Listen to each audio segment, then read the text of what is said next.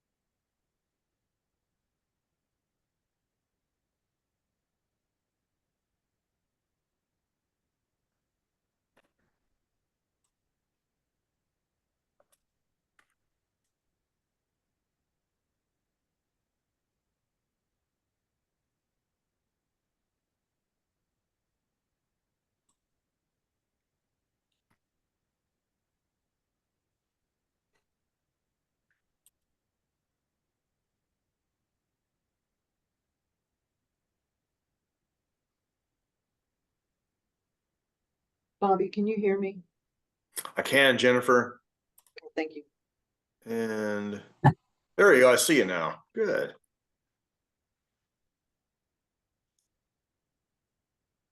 And just Jennifer and Elisa, just why we're going to do this is I'll begin. We'll do a little bit of housekeeping. I'll introduce you, Elisa, as the session sponsor. And then you'll have your opportunity. And then I'll introduce Jennifer Scott, who will introduce Helen. Sounds good.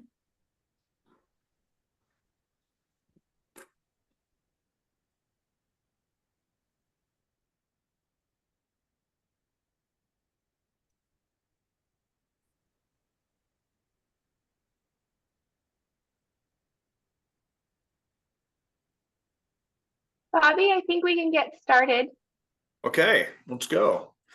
Well, hello, everybody, and welcome to the 23rd Annual Striking a Balance Caregiver Conference, hosted by Age of Central Texas and the Area Agency on Aging of the Capital Area. I'm Bobby Meehan with Age of Central Texas, and we are a regional nonprofit organization that serves older adults and family caregivers. Striking a Balance Caregiver Conference is the largest, longest running free caregiver conference in Central Texas. And all this week, we're going to bring to you experts and resources to help guide you and empower you throughout your caregiving journey.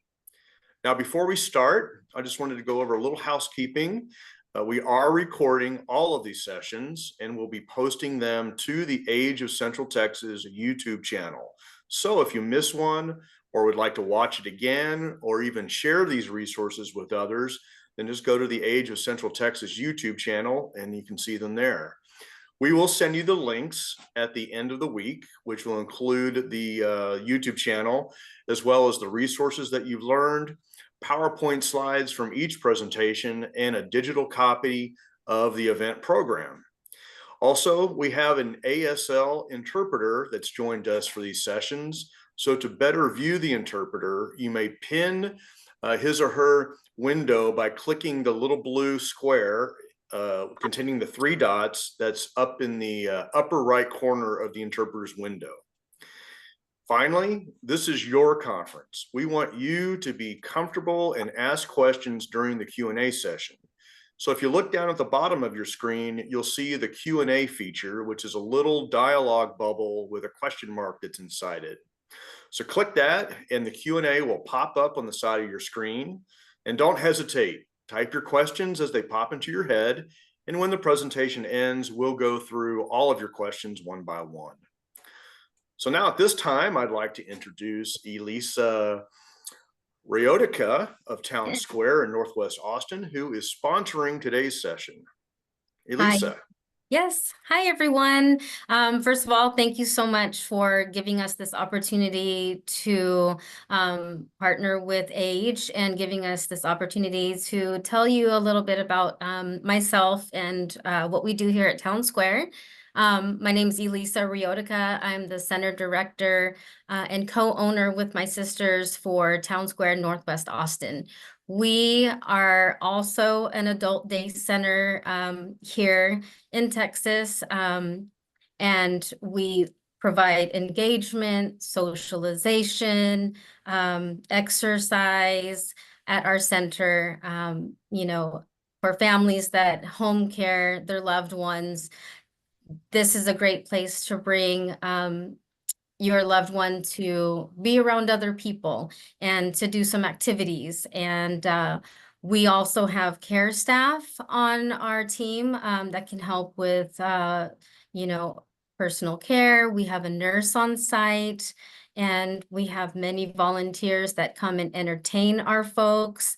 But most importantly, we are here for respite for the families, just to give everyone a little bit of a break, and some rest and time for themselves, and let us, host your loved one and just enjoy the day with them. So thank you so much for letting us be a part of this, and please give us a call if you'd like to come and tour the place. What makes us unique is that we are set up like a 1950s town, so it's very reminiscent for many folks, recalling memories of their childhood, and it's just nostalgic to be here. We do accept long-term care insurance, Medicaid, and also VA. And we'd love to have you come tour our facility. So thank you very much.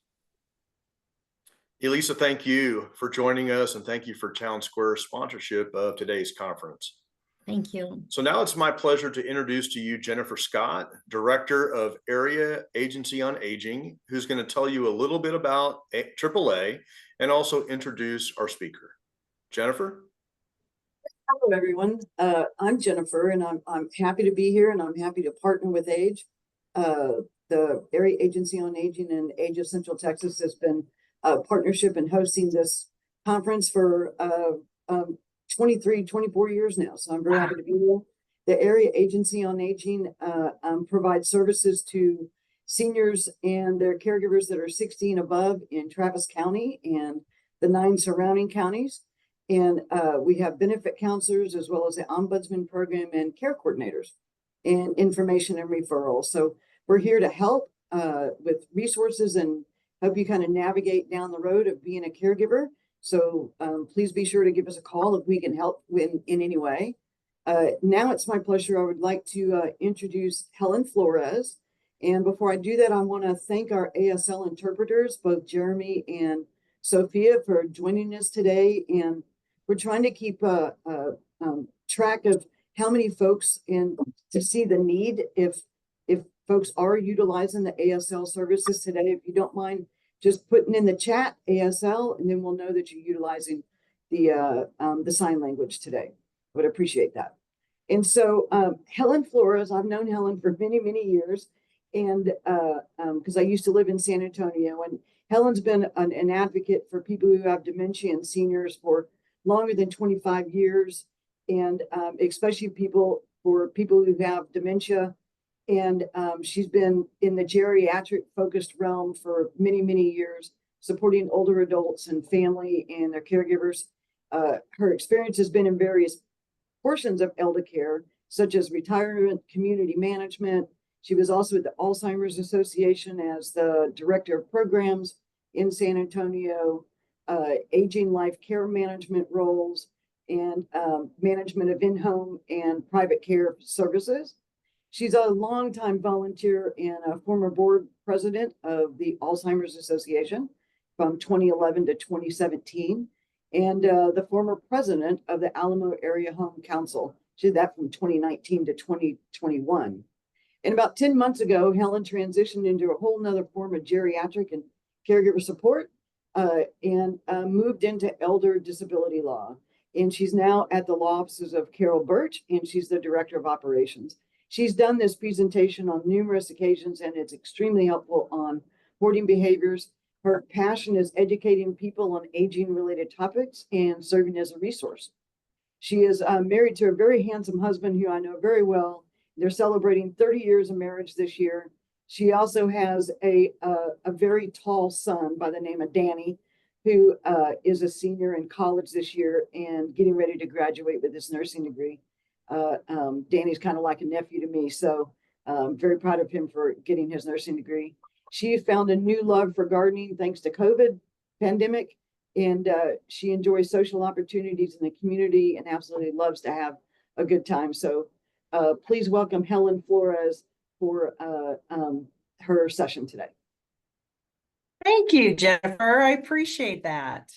Very excited to have this opportunity. I am thrilled that you kept it clean and above the bar as far as my social engagement. So perfect.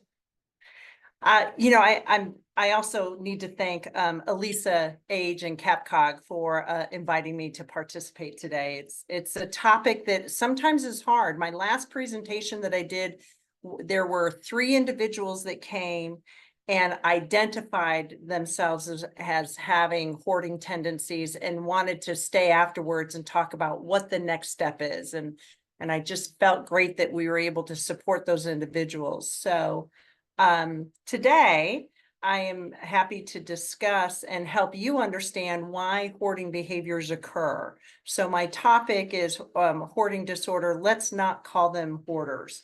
And I really do mean that. Let's not call them hoarders, because for someone who's living with dementia, you wouldn't say, oh, they're demented. And let's change our behaviors to say someone living with hoarding tendencies. That's what I asked for. At this time, I'd like to go over what my goals for the day are. Should I share screen now, Bonnie? Yeah, you can certainly start to share your screen. That would be just fine. Thank you. I appreciate that. Okay. Okay. We're good to go? Great. We are good to go. Okay, so I was fortunate enough to still have the opportunity to help caregivers, but as I transitioned over to the law office of Carol Bertsch, I'm now helping in a legal and financial way. And so I still get to interact with seniors and their adult children on a daily basis. And so Carol and her team has allowed me to take this time today to be with you. Does anybody recognize a room like this? I'm not sure if this is something that you have in your current environment or you know someone, but does this exhibit any safety concerns for you? You can go ahead, friends, and put your replies in the chat. That'd be awesome. Thank you. And so, to me, this room could be a bedroom, could be a living room area, the clothesline over the bed or the bed area, I would say, and is why I think it's a bedroom. But is this room being used for the intended purpose? And the answer is no, it is not. So by the end of our presentation today, I hope that you come out with some goals or some information to understand the difference between hoarding behaviors as well as collecting stuff. I want you to be able to recite the top professions that exhibit hoarding tendencies, but also know why that this occurs. And then I want you to be able to identify agencies that are in your community to help participate in the correction or the depletion of hoarding practices. And then lastly, I want you to be aware of at least 5 safety codes of why this is a community issue, not just a familial issue, as you're helping someone who is living with hoarding tendencies.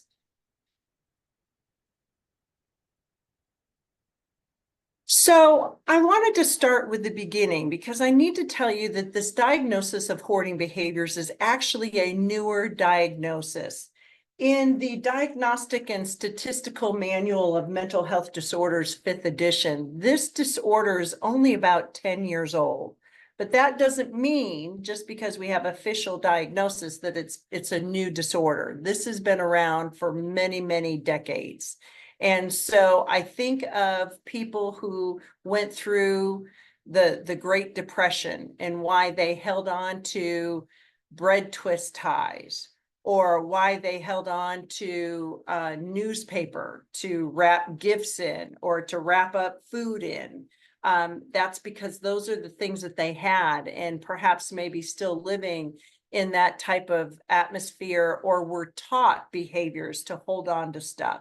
I am child number 7 out of 8 children. My mom was very resourceful. She did not exhibit hoarding tendencies, but as an elementary school teacher, she learned to save a lot of things, yet had them in an organized manner so that she could retrieve them when she needed them for an art project or when she was doing a science experiment. So I learned organizational skills from her, thankfully. But when you're dealing with the disease of hoarding, there's 4 components that I want you to pay attention to as you're maybe reflecting on yourself or perhaps watching a family member exhibiting these behaviors. And that is, are they having an excessive acquisition of stuff? Are they finding it difficult to discard these items? Key phrase, this one. Is the living space being utilized for the intended purpose?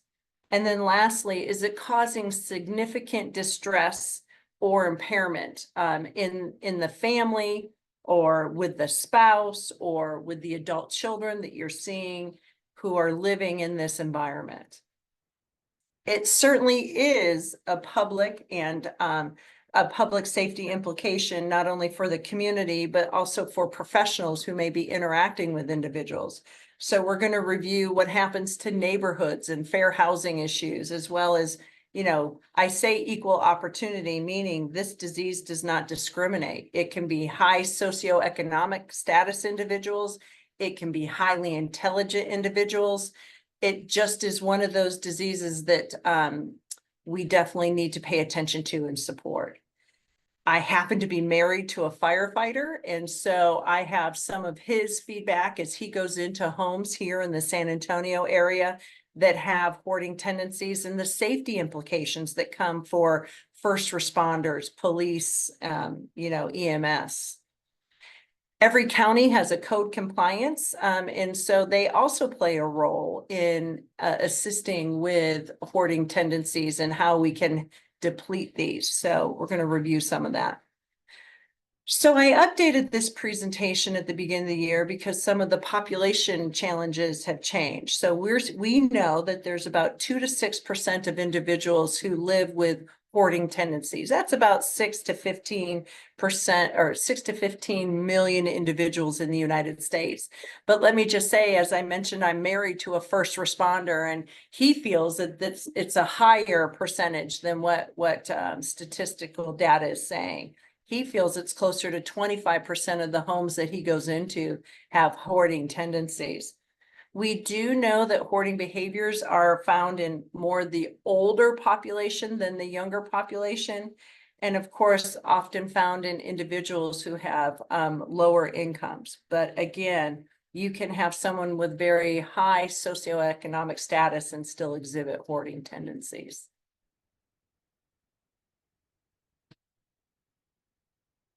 So I found this interesting. Usually when I'm doing this presentation, before I share this screen, I get a background of the audience members attending. And I often ask who was a social worker, who was, is anybody a teacher, retired teacher, or is there any nurses in the audience? And then I show the screen. And coming from a family of teachers in my background, elementary school, special education, I totally identify why there could be some hoarding tendencies in these populations.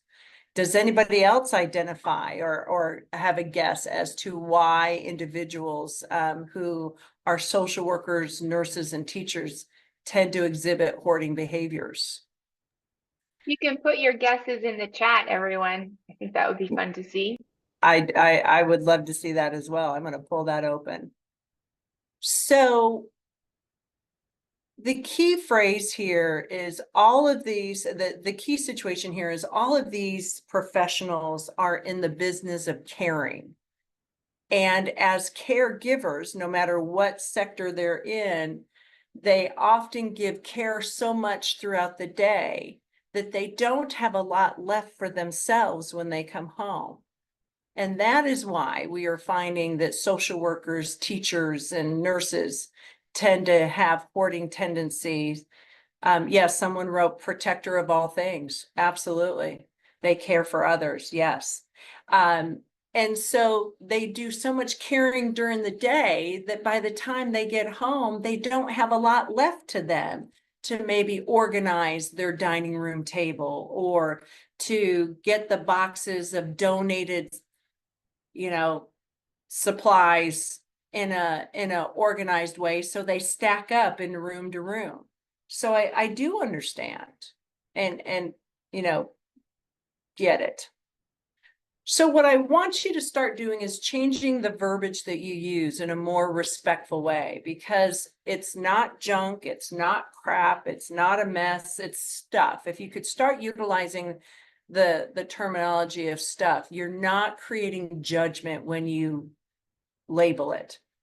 So we want your language to be objective versus subjective.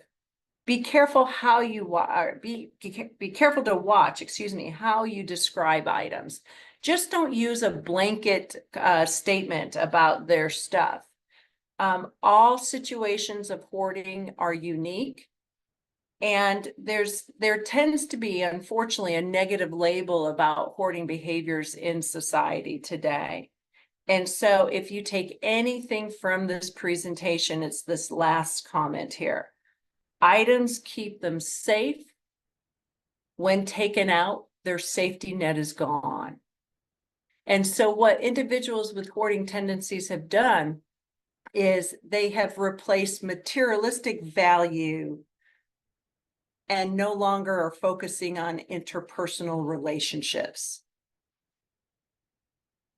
So I have some experience with hoarding behaviors on an extended family level. I have an Aunt Helen who was a nun as I was growing up, and she lived in Peru for many years. And when she would come home, it was for maybe a month-long visit. And her room in my grandparents' home was cluttered with a bunch of stuff. And as Aunt Helen left the convent and became a professional in the state of New York and stayed with my grandparents, I noticed that her stuff would then overflow into the hallway of my grandparents' room or, house. And then you'd go into her bathroom upstairs and it was cluttered and you couldn't really see any counter space because of all the stuff she had in there. And that was my first exposure to it. But as I worked in healthcare for the last 25 years, both in facility care as well as the in-home senior care environment, I had to be very clear on the role that my caregivers could perform in the home. Many times, adult children would want us to clean that mess up, and that just wasn't appropriate for the services that we did. If we listened to the son or daughter's expectation of us to clean that mess up, then perhaps we were offending our client who we listened to or who signed on and agreed for us to come in, basically paying for our services. Not only that, we found that not all caregivers are housekeepers, which is commonly mistaken. There are some great caregivers who have housekeeping skills, and I applaud them. But there are other caregivers that say, listen, I care for them. I'm not here to clean up someone's stuff. So it was a challenging situation for me to get into. And so I went and did some training on this. And we're going to talk a little bit about Janet Yates, who is the creator of a nonprofit called the Hoarding Project. And I have her contact information at the end of this slideshow.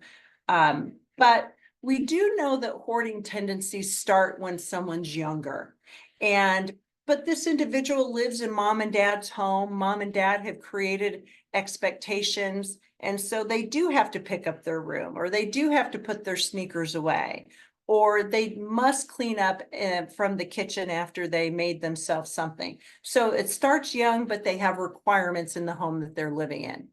Perhaps this individual transitions and goes to a college environment and they have a roommate.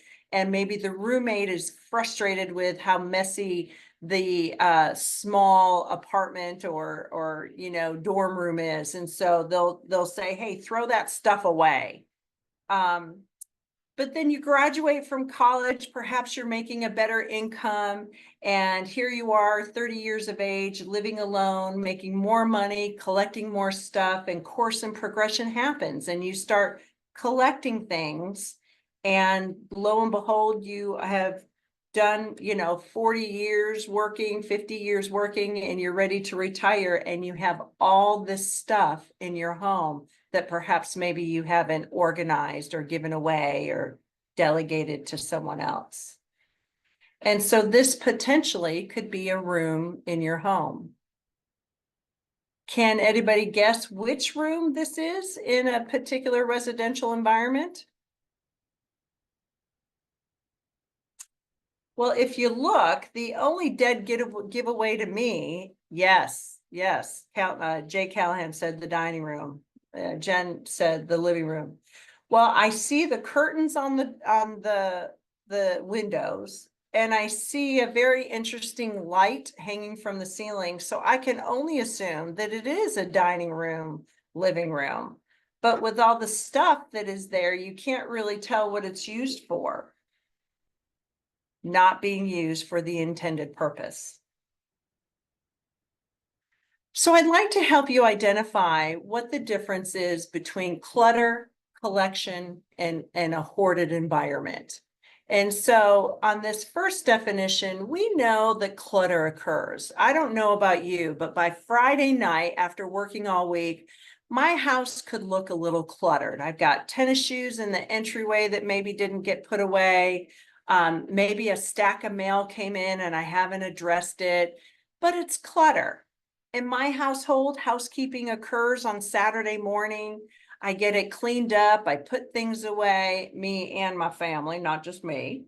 And we put that clutter looking stuff away. And so it's in an organized environment so that my home is the way I need it, clean, organized, and comfortable.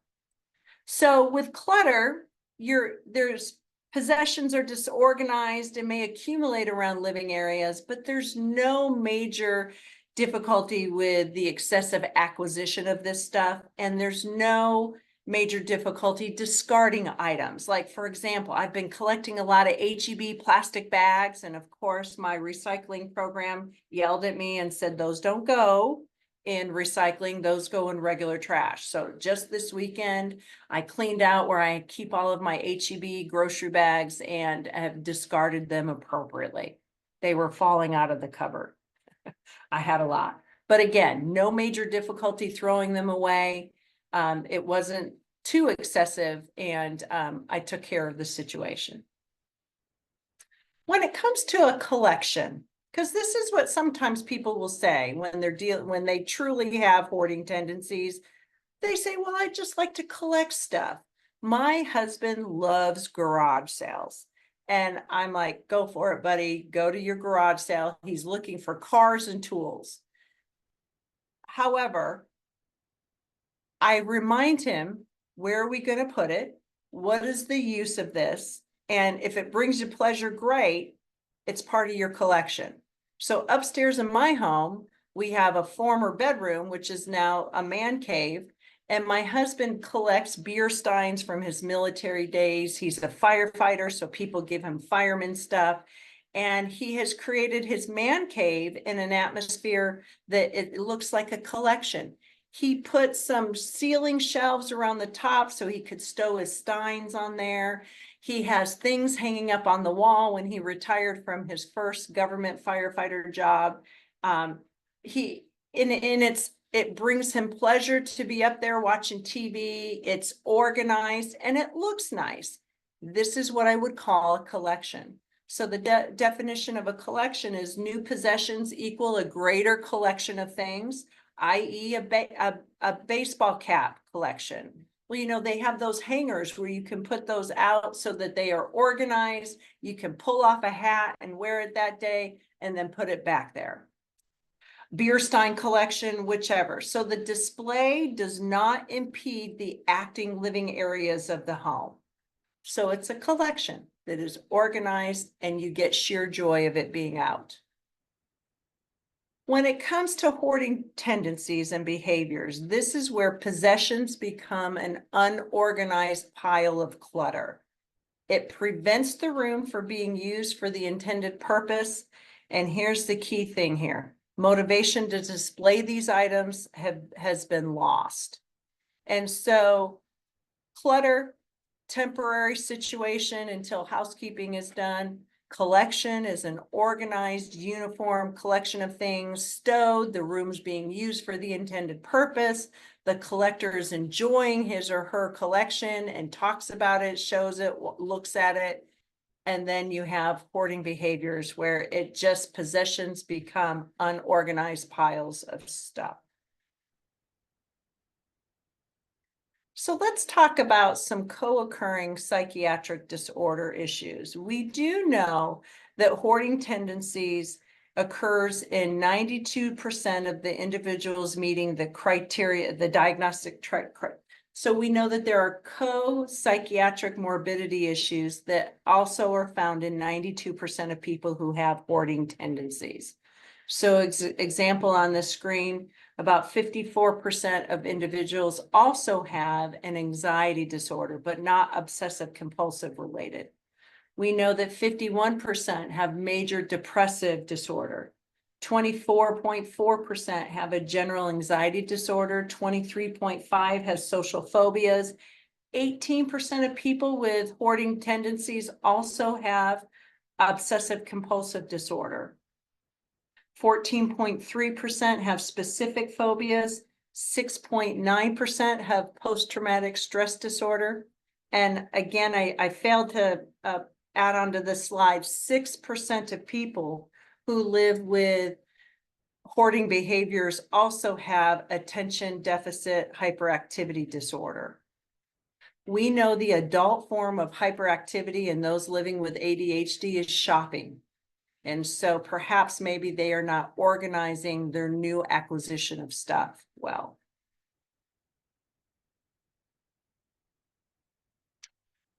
So what causes hoarding behaviors? Well, again, I wanted to bring up that I went through some training with the director of a nonprofit called the Hoarding Project, and they are based out of the state of Washington, and Janet Yates goes and travels throughout the nation. And I really, really loved the training day that I had with this. Janet is reminding us that this is a biopsychosocial model, and hoarding behaviors arise from a variety of internal and external variables that are biological, psychological, and of course, social in nature. So think of your family or the community that you live in and the cultures and the environment along with social, biological, and psychological issues. And so this is where you can't just go clean up someone's house. How many of you have watched a hoarding television show on TV? Well, those are dynamic. They're full of drama. There's a lot of family dynamics that come into play, but you can't just go clean up that issue and think that we're done, because what's going to happen once everybody goes away? It's going to continue because we haven't dealt with the mental health related issue that comes along with hoarding. So we can't talk about one of these pieces without talking about the other. So in my training that I did with Janet that day, for any professionals who were here, Janet reviewed a lot of the cognitive behavioral issues, really got in deep conversation about the therapies that are required to go along with it. And if you're interested in knowing more, again, I do have the links to the Hoarding Project and contact information. It was very interesting to me as a professional. For my family caregivers, who is most of our audience today, I'm told, does your dining room look like this? I can only assume it's a dining room because of the microwave in the back there. I guess there are some sliding doors in the back of this picture as well that could be, a dining room event. Also, the ceiling has some old-fashioned 1970 lights coming out of it. So, but this is not being used for the intended purpose. And of course, I think of tax preparation day. My dining room table as I'm preparing for taxes, maybe for a week or 2 weeks as I'm getting my paperwork together. That is a short-term measure for me to get my stuff ready for my CPA. Okay, so maybe my dining room isn't used the way the intended purpose is, but that is a short-term scenario. An environment like this is not safe, nor is it healthy to have your dining room or to eat your food at this environment. So I wanted these case studies that I created. I just wanted to have some dialogue. And of course, typically I have my audience read these and we talk about it, but let me read this for you. Care support is needed for a 72-year-old man. He lives in an apartment with hoarding tendencies environment. Client needs major improvement on his hygiene as a recent doctor visit recognized body odor. An aging life care manager states client is capable of making his own decisions. Newspapers are stacked up from floor to wall to the point that a caregiver needs to walk sideways to get through his home, literally sideways. No one is allowed to touch the piles, or are they allowed to move any of his items? Client knows where he puts everything. Personal care is the only reason for the care team to be involved. No medical health care is needed. Staffing services cannot keep care staff in the home to offer consistency. There's not any immediate family to support this gentleman. The client is mad with all the staffing changes, but showers must be completed weekly. How would you handle this? Well, this is a true scenario that I did as I was working in private duty care. This particular gentleman had newspapers stacked up waist high, and I literally had to turn sideways to get through those stacks. And there was no way that we could touch those. They were a major safety issue, but he must have been an engineer, because for those newspapers to stack as well as they will, waist high, I'm 5'9". So he did a great job in keeping those newspapers stacked. Went through about 12 or 13 caregivers to support this guy until I found this individual that could get around the environment issue and learn to bond with this client. And so, of course, the bathroom was very similar to what the rest of the apartment looked like. And it took about a good 6 weeks before we were able to get this gentleman to actually get in the shower. Because what had to happen is he had to learn to trust my caregiver that she wasn't going to move the newspaper, she wasn't going to throw away stuff. It took us 6 weeks to clean out the bathroom to be able to use the bathroom for the intended purpose. And that was showering. He had skin issues, he had rodent issues, which, bug issues came along with that. And so the apartment complex was also hoping that we would be successful. And so slowly, very slowly but surely, we gained his trust and learned to get the bathroom cleaned up to be able to get him bathed. And so small steps like that, it didn't happen overnight, but it did happen.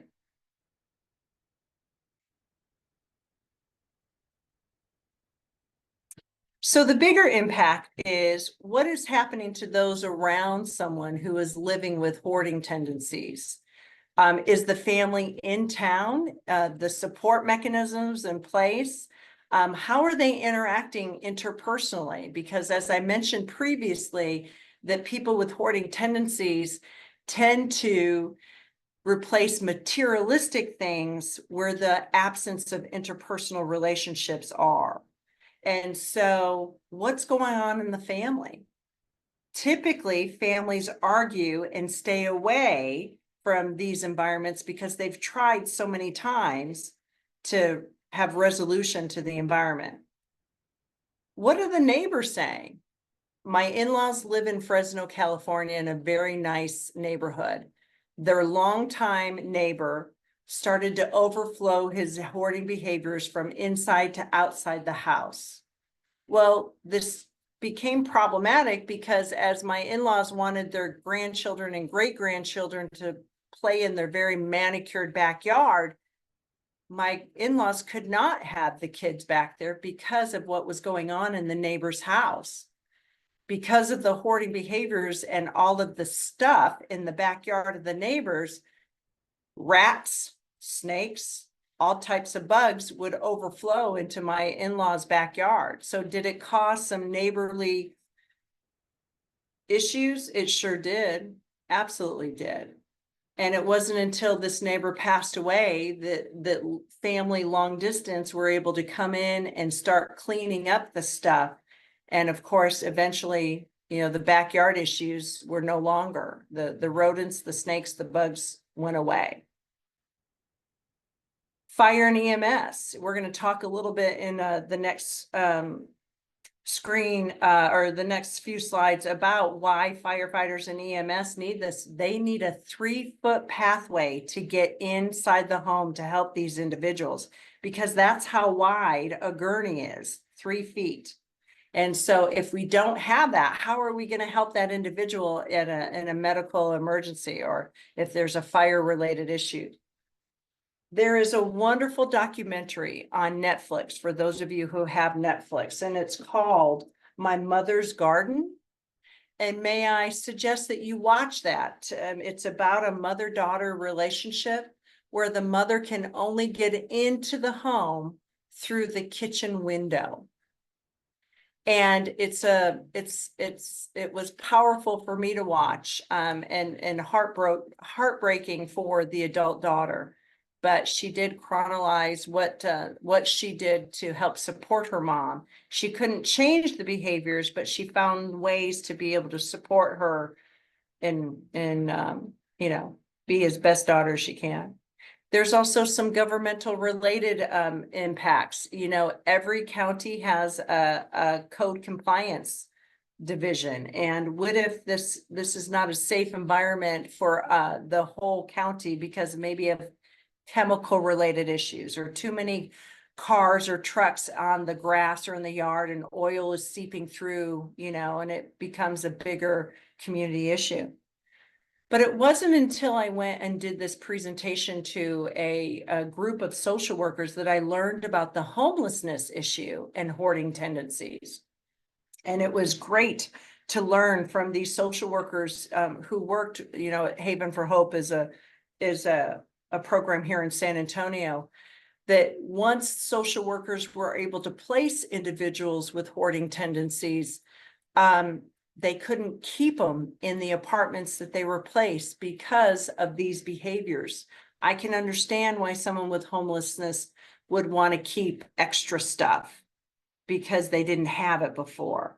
But then when they go into an environment such as an apartment complex or a home that, you know, the social worker worked hard to give them, staying there was problematic. You had to follow the rules. You had to participate in the safety evaluation, and you couldn't maintain a hoarded environment there. So another interesting issue with the homeless. Actually, I'm not supposed to say homeless. I'm supposed to say, oh, there's a terminology. Unhoused? Unhoused. Thank you for that. Yes, thank you. I should put homeless / unhoused. I wanted to bring up the topic of animal hoarding too. It's about 20 years behind in research for materialistic hoarding. We typically know that someone who exhibits animal hoarding is a middle-aged female. There's major concern with ammonia issues when you're dealing with animal hoarding. And we do know that the research tells us that these individuals who do exhibit animal hoarding have a good heart. Their intentions are good, but the environment is squalor environment. And of course, individuals who possess animal hoarding get pleasure and attachment from the love of the animals instead of utilizing human interpersonal interaction. For Bexar County, there is a code that you can have up to 5 individual or 5 animals at your home environment. I'm not sure what it is for your neck of the woods, but there is some code compliance on animals in a home. Case study number 2, Georgia. Georgia's daughter inquired for care support in the home for in-home care. When discussing what the care support services are, it was mentioned that the mother's home has a hoarded environment. Supervisor reminded inquiry that this type of support might be beyond the level of light housekeeping that this agency offered. The daughter replies with a list of her idea of what light housekeeping is: sorting through piles of clothes that don't fit anymore, straightening up paper. Her mother needs help throwing away stuff, emptying out boxes in the guest room, and cleaning up the droppings from the cat throughout the home. When the supervisor declined to take this particular inquiry, the daughter got angry on the phone and started to verbally attack the person on the phone and basically saying, "Nobody wants to help me." And I get that. This particular case was right before I was going through that training with the hoardingproject.org. And I told her, listen, I sympathize with your scenario. I'm going to go through this training and I'm going to get you some help. And I did. I followed up with her. Now, this particular woman, the daughter lived in Laredo. Her mother was here in San Antonio. And so I had to explain and support this daughter as she went through the challenges of trying to get help.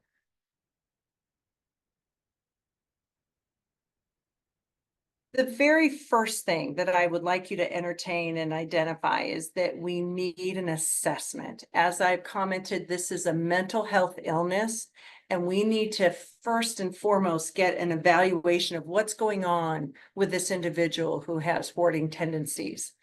We want to identify all significant factors, including co-occurring disorders. We want to prioritize treatment with the factors considered. Obviously, we need the environment to be safe.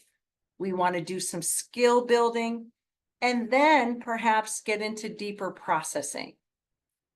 It's so important when you're at this stage of doing an evaluation that you work collaboratively with other organizations. So, for example, once we know that the physical space is safe, decluttering is not the priority here. We want to work with organizations that help with, organizing, like a home organizer as an adjunct therapy to be helpful. So you want to remain singularly focused within one session of trying to get an evaluation, and then what is the next step for planning. Even if it's once a week or once a month. And what I do want to remind you is that individuals that do have cognitive deficits are not going to be able to organize and be a part of the solution. They don't have the cognitive ability to do so. And so, unfortunately, they're not going to be a part of the solution. Helen, can I ask a question? Yes, absolutely. I know we're saving questions to the end, but who do you go to get the assessment? Who are you reaching out to for the assessment? And if that's coming up, you can just tell me to hang on.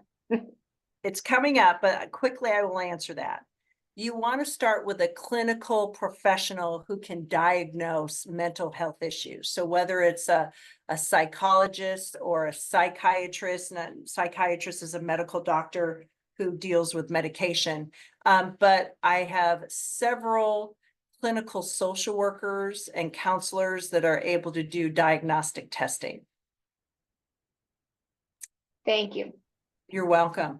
So things to look for as you're going into a home that you may be concerned. With my Aunt Helen, when my grandmother died, there were canned food from 17 years earlier in the cupboards. The refrigerator had so much food in it, there was no room for us to put new food in there. And I had to throw away mayonnaise that was 7 years old. Now, this caused my Aunt Helen to get upset. And of course, we're Irish. We have great wakes as Irishmen. And so we were planning on having a celebration of my grandmother's life, and we had to do this cleaning up swiftly.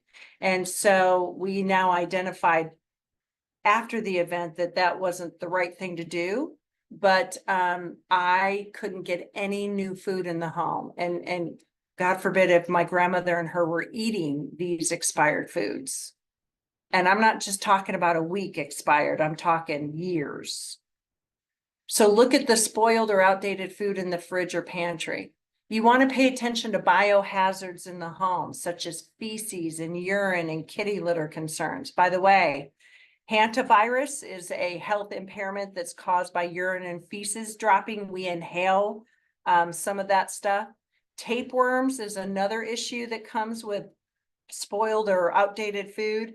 Either the food is ingested and not cooked properly because perhaps there's 7 pizza boxes in the oven, so you can't use the oven, or maybe there's so much stuff stacked on top of the stove that you can't properly use the stove. So food is not properly cooked. Cat scratch fever is not just a song, it is a disease, and it's because you either got bitten or scratched by a cat that in their saliva is some bacteria that's, you know, created an open wound. Psittacosis is a form of parrot fever. If you know, parrots live longer than humans sometimes. And if you're inhaling some of their feces, the zoonotic infectious disease that comes along with that from the droppings of birds. Piles of half-used chemicals. I'm thinking of those bleach bottles that maybe are empty and put some other type of chemical in them, or perhaps there's half-used chemicals that are outdated and should have been thrown away. Or maybe these chemicals are sitting in front of a furnace in a room and it gets too hot in there and these things could explode. We want to pay attention to the electrical outlets as well. And I'm not just talking on the first floor. It's the first floor and the second floor of the residence. You want to be able to get to those electrical outlets as well as windows. So you may think on the second floor, you don't need access to the windows, but you do in case there's an emergency and you need to jump on a inflatable something or other as a rescue. You know, I'm from upstate New York, and the Victorian homes that I grew up with there had wonderful attics. The attic sometimes was a 4th living space. But here in Texas, an attic is not for storage unit or for a playroom. An attic in Texas is a breezeway to help the temperature of the home. And so the problem with some of the newer homes is that the attic is not built to create or to have heavy loads on them. And so if that attic is packed and either you fall through, you know, the roof, or it's overloaded, it's not going to be able to handle the load that you put on. So you definitely want to look at the attics of homes to see if it's been properly used for the intended purpose. In Texas, that's a breezeway. So there are task force here that can help with the resolution of hoarding tendencies. And I just wanted, this is the tip of the iceberg, but I wanted to give you some examples of organizations that can help with the resolution of hoarding behaviors. Of course, I already brought up to you that mental health specialist. Jen wrote on here, psychiatric nursing could help with the diagnosis as well, but that mental health specialist is key. You're going to start with that to get an evaluation. You want organizer type of businesses. Like I think of in San Antonio, we have Generation Senior Movers. They will come in and help declutter some of the home and create a pile for keeping for the next living environment, a pile for goodwill, and a pile for discarding. You may have a waste management company who's donating you know, one of those transportable bins to fill up and take to, you know, the garbage area. Adult Protective Services. Sometimes APS could be an authority figure to make change. You know, APS does not want to pull people out of the home. Their goal is to work within the environments, but sometimes they can be the catalyst for change, because I will tell you this, individuals with hoarding tendencies are not going to listen to the spouse. They're not going to listen to the adult children. Sometimes it's police department, sometimes it's adult protective services. American Red Cross. Now, why would you think American Red Cross would be a part of the solution? Well, American Red Cross, they're accustomed to gathering volunteers, and they may have the bandwidth to get volunteers to come in and help declutter the environment. They're specialists at this type of organization of volunteers.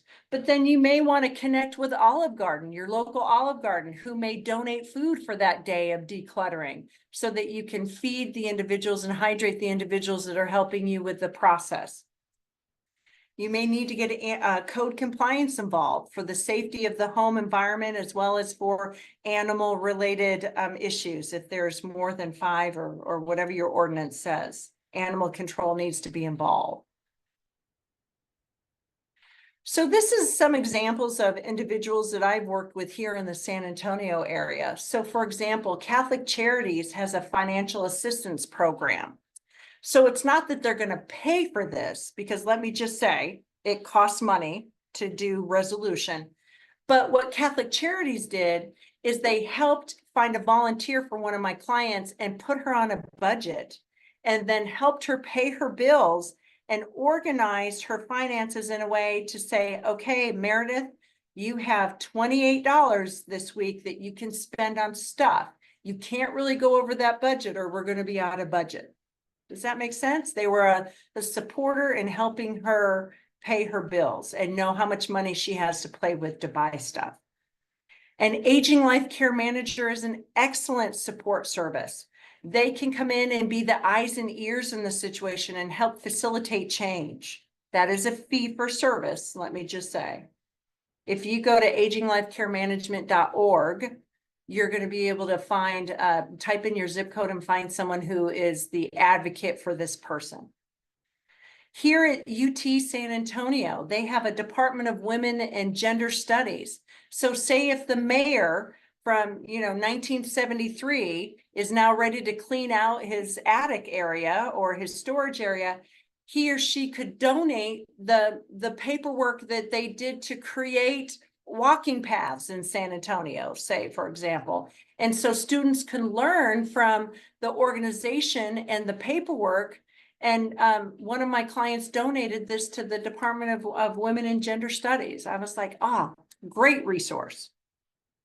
Now, SteriClean is a national organization, and they are one of the sponsors of that hoarding program. And we have a SteriClean in Corpus Christi that is closest to us, to the best of my knowledge. And they can come in and restore homes and restore lives, basically. Again, that's a fee for service. Here's my example of Generations Team, senior moving type of organizing company.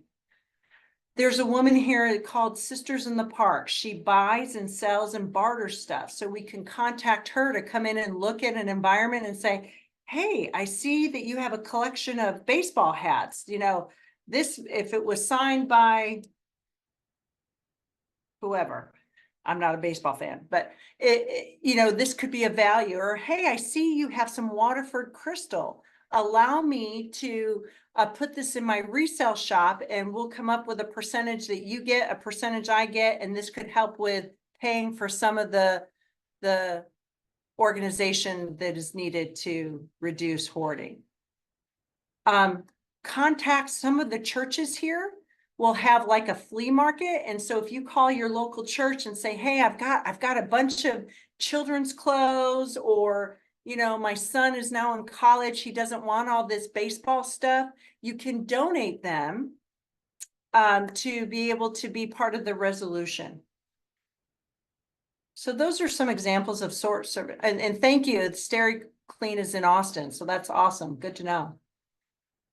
I do want to talk about a little bit codes for home safety, and this is the concerns that was brought to my attention, as I have a first responder of a husband.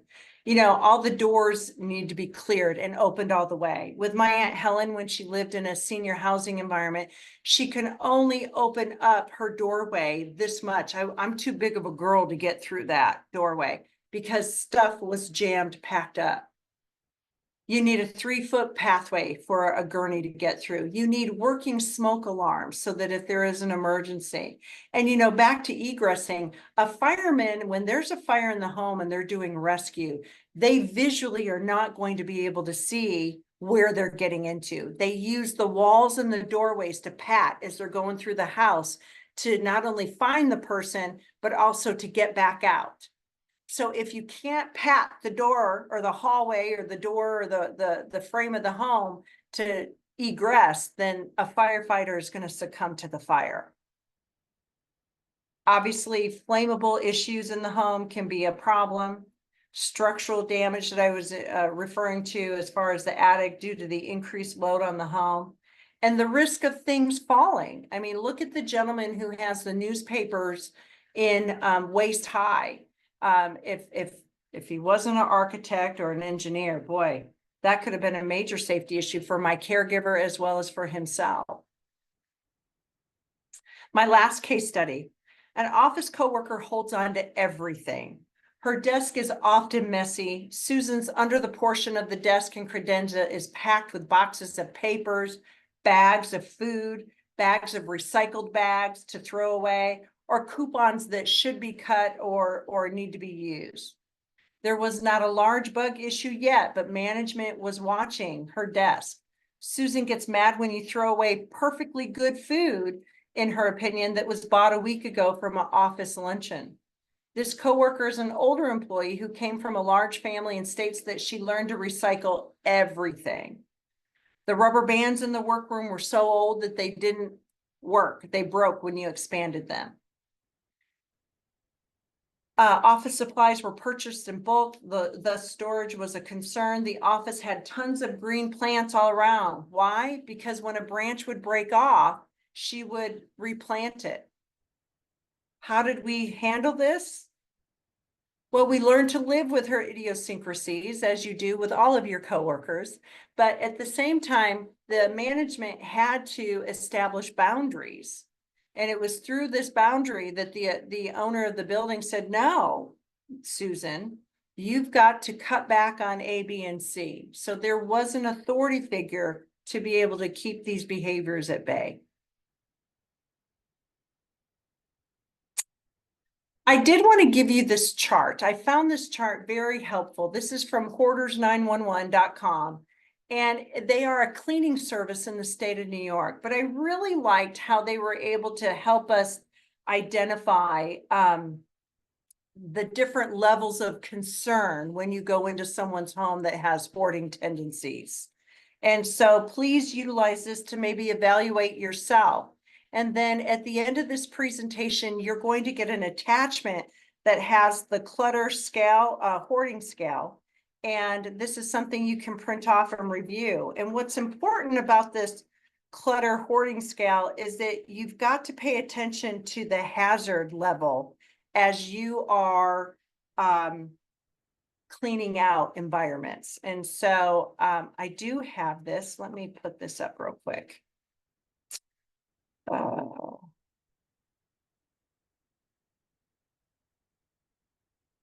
Are you able to see that? We can only see the PowerPoint presentation, the 5 stages of hoarding right now. That's okay. Well, that's okay. The cluttering hoarding scale is a quick reference guide for you to kind of identify your environment and what that looks like for de-escalations. Okay.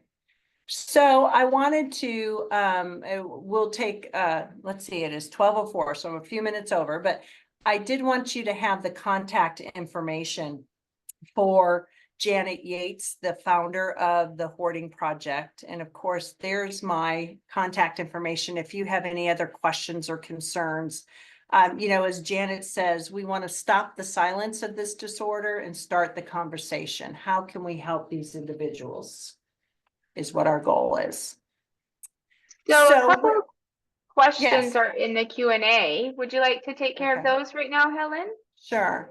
What impacts of, oh, go ahead. Oh, sorry, go ahead. You can see them. Okay. What impacts of post-traumatic stress disorder and low socioeconomic status of a family on development Yeah, there is a direct correlation. Again, this is a mental health issue. And what we know is if we have poor intercommunication, poor interpersonal skills, and you are not able to effectively communicate well with your family, then individuals with hoarding tendencies are going to replace that with materialistic things. And so, again, I come from a family of 10. I remember what it's like to not have a lot of money. My mother was resourceful and we never went without a meal. But, sometimes we had breakfast for dinner, which us kids, we were excited about that. When in actuality, my mother didn't have a lot of food on the table for a nice dinner meal. We didn't know the difference.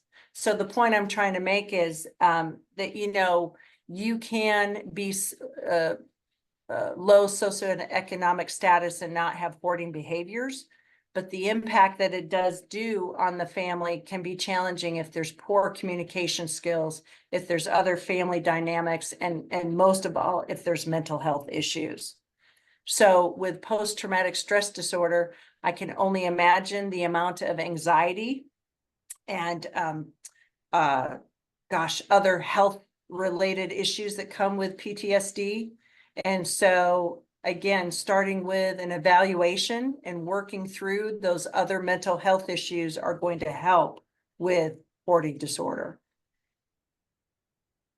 Can you see the second question? Yeah. And little addition to my unwritten question, how education system can support effective tackling with hoarding disorder?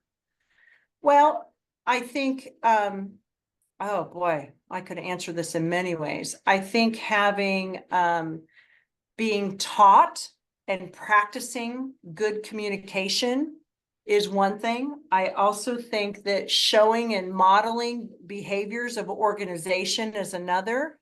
I think because this disorder is so new for the DSM 5th edition, that I think it hasn't really been talked about.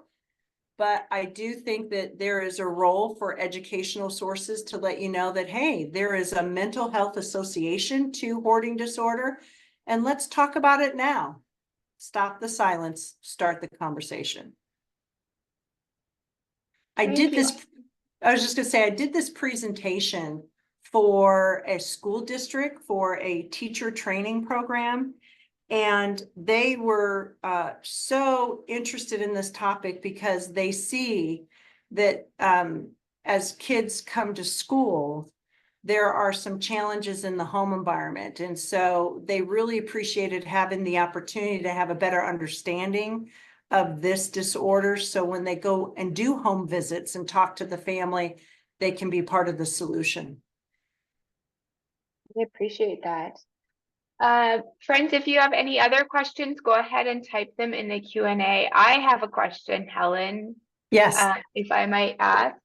Yes. You mentioned that there is a correlation between ADHD and hoarding. And for adults who have ADHD and are having hoarding tendencies, would you recommend that they seek counseling to learn, or some kind of therapy to learn how to navigate that, or before it gets out of hand? Yeah, so thank you. That's a great question. Unfortunately, I have a personal experience with this. I know a family member that is struggling with this. And when this individual does not take his medication, then his spending habits increase. So I don't think that medication is just the solution, but I think that it helps keep his mind focused and able to not be so anxious and perform hyperactivity behaviors. So that's one part of it. The other half is, of course, using counseling sessions to be able to help identify when you get in this hyperactivity, why are you doing the behaviors that you're doing, and what can you do alternatively? For example, if you are having a lot of energy, maybe go walk the dog or do, a yoga class or something to work on that built up activity. you know, that behavior of having lots of energy. But yes, again, getting a diagnosis to know what you're dealing with and utilizing the evaluation to then create a path for the next step is important. Thank you. I know, you know, one of the things that I've heard from clients and family caregivers is that they feel really stuck between a rock and a hard place when their family member needs care. But in one of your examples, just like in one of your examples, care is not able to be provided because of the state of the home. And so in a situation like that, where the person is really needing home care, needs it immediately, but you know, the home is not conducive to that, do you have recommendations for that situation? Yeah, so, and yes, thank you for asking that. First of all, the individual with the behaviors has to be a part of the solution. They have to be committed to wanting to make change. To make change, you have to make change. And so if they are resistant to this, then it's going to be a challenge to make the home environment a safer, healthier environment. And again, change isn't going to happen overnight. It's a process. And they have to kind of put some sweat equity into it to build upon those skills to perform. And when I say perform, to participate really in decluttering and then not bringing the stuff back into the house. And so I think 9/10 of the mile is, are they open to change? Let's get a diagnosis. What is the underlying issues? Are we dealing with some anxiety?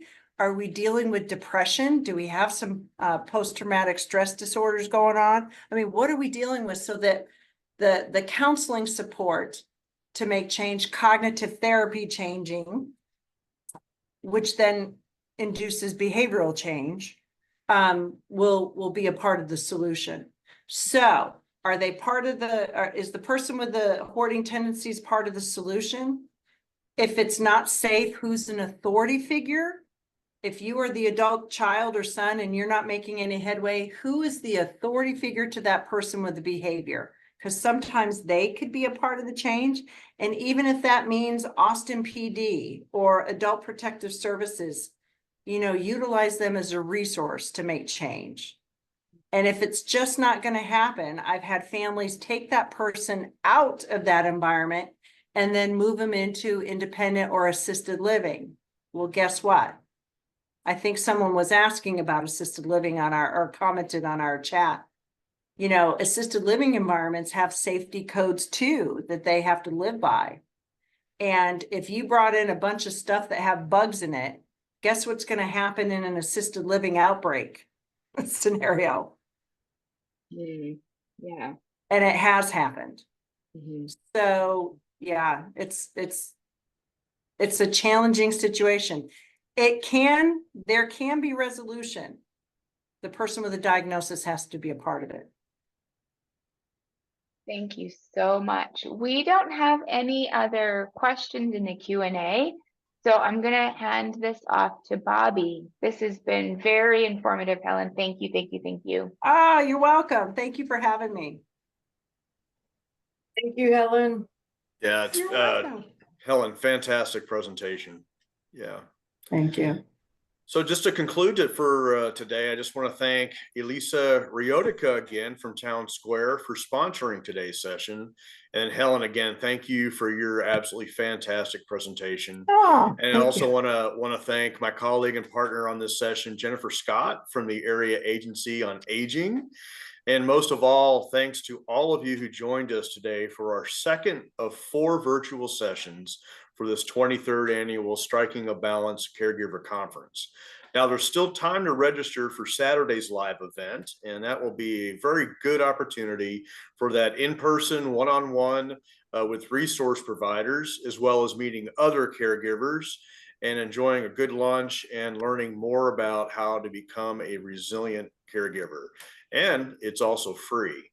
So for tomorrow, we'll be back here tomorrow, same time at 1 o'clock, and Thursday. Just use the same Zoom link that you logged in for the other sessions, and we look forward to seeing you. And that concludes today's session. Thank you, everyone. I will end the session now and we'll see you all tomorrow. Thank you. Thank you, everybody.